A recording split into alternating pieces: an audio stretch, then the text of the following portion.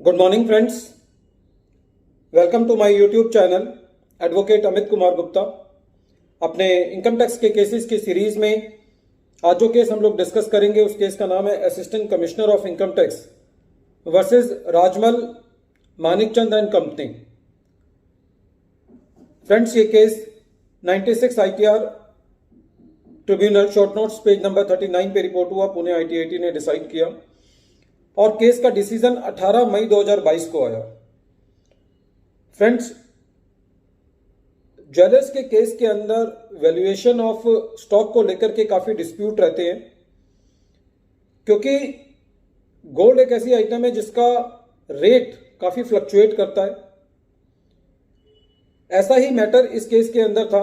इस केस के अंदर असेसी जो है वो last in first out method follow कर रहा था क्लोजिंग स्टॉक को वैल्यू करने के लिए। जनरली हमने देखा है कि ये मेथड बहुत ज़्यादा फ्रीक्वेंट यूज नहीं होता, लेकिन असेसी ये मेथड काफ़ी सालों से यूज कर रहा था और डिपार्टमेंट उसको एक्सेप्ट भी कर रहा था। जिस साल का मैटर इन्वॉल्व है इस केस में वो असेसमेंट ईयर 13-14 है।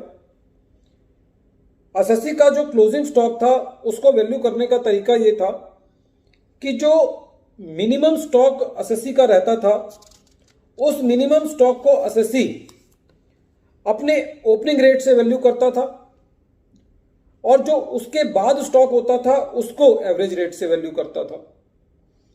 ये चीज तो असेसी गोल्ड के लिए कर रहा था और सिल्वर के लिए वो क्या कर रहा था कि जितना स्टॉक था उसको ड्यूरिंग द ईयर जो असेसी की ओपनिंग स्टॉक था और जो परचेज होती थी उसके एवरेज रेट को लेकर के वैल्यूएशन कर रहा था। गोल्ड के केस में दूसरा तरीका था, सिल्वर के केस में दूसरा तरीका था। गोल्ड के केस में क्या था कि जो उसका मिनिमम स्टॉक रहता था उसको ओपनिंग स्टॉक पर वैल्यू करता था और उसके ऊपर जो स्टॉक था उसको एवरेज रेट पे। और सिल्वर के केस में जितना स्टॉक होता था उसको ओपनिंग रेट प्लस जो ड्यूरिंग द ईयर परचेजेस होती थी उसके रेट को एवरेज करके उसको वैल्यू करता था। लेकिन जब असेसिंग ऑफिसर ने ये वैल्यूएशन का मेथड देखा तो उनको ये मेथड ठीक नहीं लगा और उन्होंने ये कहा कि मैं तो सारे स्टॉक को एवरेज रेट से वैल्यू करूंगा। कहने का मतलब है कि उन्होंने असेसी के वैल्यूएशन ऑफ स्टॉक के मेथड को चेंज कर दिया, जिसकी वजह से एसएससी की करीबन 7 करोड़ रुपए की एडिशन बन रही थी।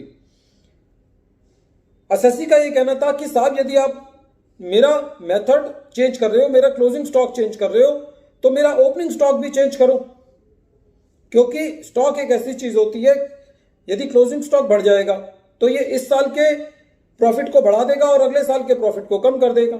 तो स्टॉक के अंदर यदि हम छेड़खानी करते हैं तो ये इसका जो टैक्स इफेक्ट होता है वो 2 सालों के अंदर टैक्स न्यूट्रल हो जाता है। लेकिन एओ साहब ने ये बात नहीं मानी। एसएससी सीआईटी अपील के पास गया, सीआईटी अपील ने एसएससी को रिलीफ दिया, इसलिए डिपार्टमेंट जो है वो आईटीएटी के पास था। तो आईटीएटी ने ये कहा कि कंसिस्टेंसी के बेसिस पर यदि एसएससी कोई मेथड फॉलो करता है स्टॉक वैल्यूएशन का, तो जब तक कि आप उस स्टॉक वैल्यूएशन के मेथड में कोई त्रुटि ना निकालें आप उस मेथड को चेंज नहीं कर सकते। खाली एसएससी एक last in first out method use कर रहा है तो ड्यूरिंग द ईयर आप उसके मेथड को चेंज नहीं कर सकते, और यदि आपको मेथड को चेंज करना भी है तो उसका इफेक्ट जो है वो ओपनिंग स्टॉक में भी लो और जिसकी वजह से वो टैक्स न्यूट्रल हो जाएगा। तो प्रैक्टिकली आपको मेथड चेंज करने की जरूरत नहीं है। तो फ्रेंड्स, इस केस के अंदर हालांकि जो एसएससी का स्टॉक वैल्यूएशन का तरीका था वो थोड़ा डिफरेंट था, लेकिन वो एक्सेप्टेड अकाउंटिंग मेथड के हिसाब से है। Last in first out method भी एक रिकॉग्नाइज्ड मेथड है। इसके अंदर ये होता है कि एसएससी ये मानता है कि जो उसने रिसेंट खरीदा वो पहले उसको बेचेगा और जो पहले स्टॉक में है वो रहेगा। तो इस केस के अंदर आईटीएटी ने डिपार्टमेंट की अपील को खारिज किया और ये कहा कि जो एसएससी अपना consistently method of valuation of closing stock ले रहा है वो ठीक है, आप उसको चेंज नहीं कर सकते without bringing on record anything adverse into the method of valuation of the closing stock. और यदि आप स्टॉक को चेंज भी कर रहे हैं तो आप उसका इफेक्ट जो है ओपनिंग स्टॉक में भी लो, ताकि जो है वो उसका इफेक्ट जो है वो टैक्स न्यूट्रल हो जाए। Friends, I think that this case is very important in dealing with all those cases in which the department tries to disturb the valuation of the stock just to make an addition on the basis of the stock.